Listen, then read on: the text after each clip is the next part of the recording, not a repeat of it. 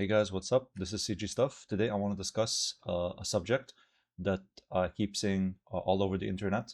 Maya versus Blender, why Blender isn't industry standard, etc. But not for the reasons you think, because I usually see stuff like Maya is better at animation, uh, Blender is better at animation, etc. No, I'm not here to discuss these things. Let me just get a few things out of the way. Yeah, sure. Maya has been around for more than 20 years. It's industry standard. Companies use it. It's a pipeline tool, etc. Sure. Here's the thing. Blender has been developing at an accelerated pace, and it's an innovator. Currently, in my opinion, the animation toolkit in Blender is superior. So there's that. Here's the thing though. If you're an animator, it doesn't really matter if you're animating in Maya or in Blender, or if you're animating on paper.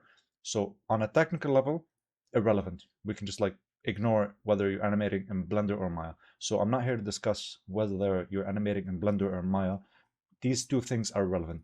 So if you see on the internet whether it's better to animate in Blender or Maya, forget that. That's not why this is better than that. One of the reasons why Blender is not industry standard is it's as simple as this: USD collaboration. And not in the sense that, oh, if someone is saying, but yes, you can import USD inside the Blender. Yes, that is true, but it's as simple as I can also import FBX. So that's how much they're treating USD in Blender, which is a shame because USD is much more than an extension. It's an entire collaboration platform. It's an engineering tool. It's so much more because if, as an example, if I give you something called KitBash 3D, it's an entire platform built on USD where you can import your models inside Maya, Blender, Houdini, 3D Max, everywhere, and it automatically sets up the materials. In Maya, basically, using Bifrost, the visual scripting node-based system they have, you can basically reference your rigs, your models, your materials. It's very powerful. In Blender, the best we have is library overrides. And if anyone uses library overrides for their shots, their movies, they know that it's a bit limiting. So yeah, basically say I have this character and I want to library override this character.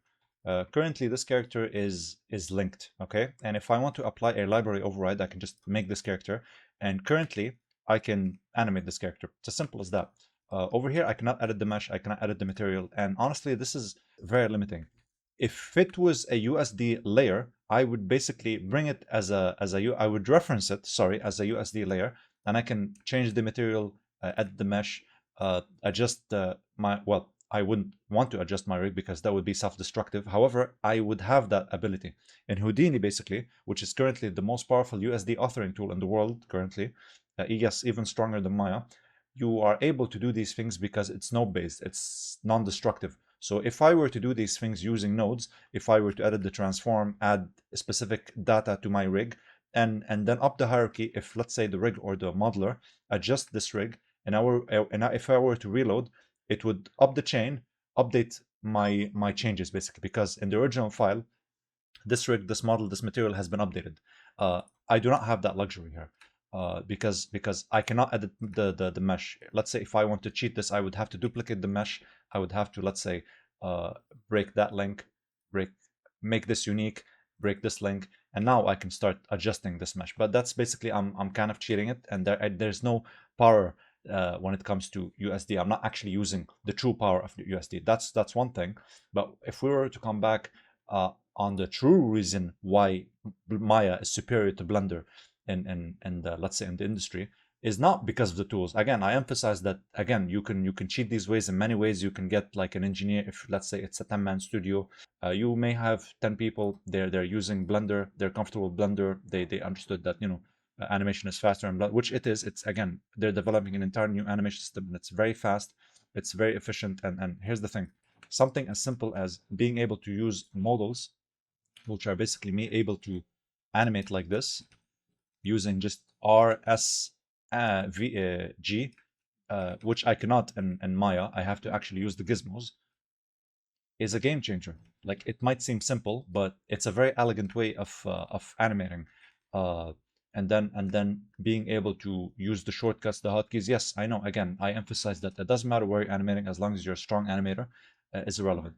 But why people use Maya over Blender is again USD. So let's assume that you're in a studio of 10 people. You can have your own custom add-on developer, create those custom add-ons for automation, interoperability, uh, USD-like things that you might potentially need. But again, that's not the main reason. The main reason why people are not using Blender in a studio environment is because support. Because right now, let's assume Blender broke or Maya broke, they would just call Autodesk. Because ultimately, the main reason why people don't use that is because if I were a big company, Sony, not DreamWorks, but if I were a big company, I wouldn't just buy one or two licenses. I would buy 200 licenses for 200 artists for 10 years.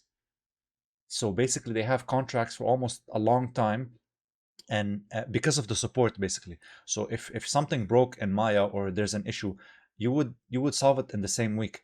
Blender doesn't have that luxury because of the limited budget they have and the limited staff. And obviously, like, I'm not really complaining. I'm just saying that Blender is a tool made by artists for artists. You know what I mean? Uh, Maya is a pipeline tool, and ultimately, like, if you have any issues, you just call Autodesk, and they would fix it immediately. And in Blender, the best you have is just go read the documentation, go on GitHub, post an issue, because it's a community-based software. For big companies, that's risk. There's like risk assessment, and ultimately, if let's say they thought about making Blender, teaching the entire staff Blender, they're going to be losing money. It's time wasted. So yeah, this is the big reason why people are not using Blender in the industry. Like, a waste of time, it's a waste of money. They want something that's safe, tried and tested. So both of them are animation software, both of them work, both of them make movies. And as you guys know, people worked on it and released Flow, the Oscar nominated, Oscar won, sorry, movie, which can prove that you can do it. But ultimately, the main reason is this, is because if you were to train 200 people on Blender all over, you would be bleeding money, and it's not safe. I hope that in the future, when the Blender Foundation integrates USD correctly, like Maya, I just, if they listen to this, I just really want USD to be part of the pipeline and be able to correctly author USD inside Blender. Because if we were to jump between Houdini and Blender and Maya and different software, like, if everything would be like that, because I honestly believe that USD is the future. But done correctly in Blender, obviously, that would be amazing. And maybe companies would start thinking of integrating Blender in their software. Obviously, another thing is because they spoke about this, is that copyright stuff, because Blender obviously is an open source and not necessarily a free software, because I'm not going to talk about the scarcity and the business side of things, because it's an open source software, and big companies start thinking that, oh, if we made a script now, it's going to be open source, and you know, anyone can take it. But this was explained, and no, if you made it and you develop this add-on, you can now close source it, because it's yours. If you developed a different version of the add-on, again, I'm not going to get into this, but ultimately, like, companies think this way, because they when they see the open source tag, they think that anyone can use it, which is not the case. Like, you can just get your lawyers protect, if you just duplicate this fork of Blender, you can just make it closed source. It's yours, basically. Again, I'm not a lawyer, I don't know how it works. This was explained and like, I believe 2 years ago in BlenderCon, or 1 year ago. I forgot. You guys can I'll link the the video. But ultimately, I believe that the main reason why people don't use Blender is pretty much this.